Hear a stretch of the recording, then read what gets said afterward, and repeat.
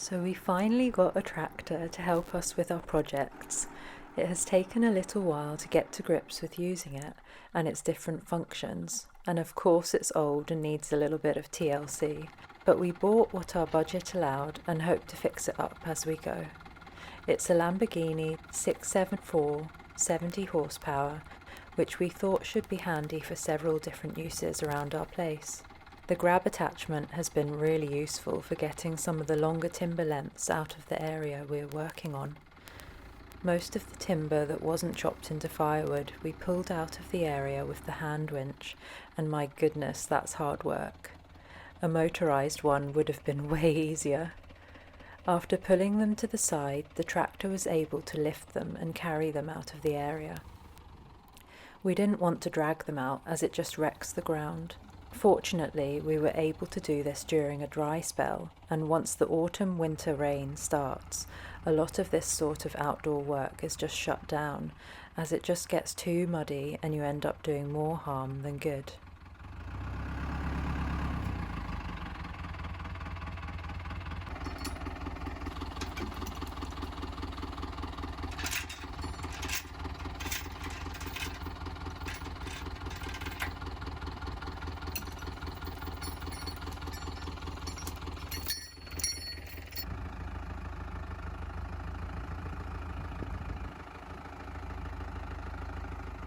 This morning I'm going to start just clearing up by hand the last little bits of rhododendron branches that we have in this area. David actually used our new tractor with the grab attachment to take big bunches of it. We just left it here a few months ago when we took down all of that rhododendron. So yeah, I'm just going to finish tidying it off by hand, and then he can put some of the logs from the shed area so we can store them here for the meantime.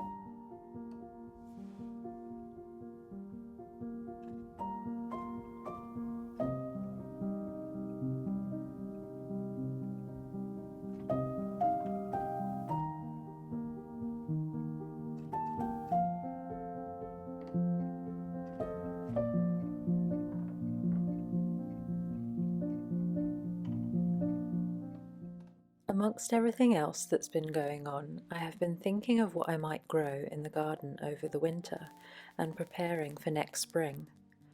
I am sowing winter hardy green leafy vegetables like winter spinach, more kale, pak choi, and a few different varieties of winter salads to keep us going through the colder months.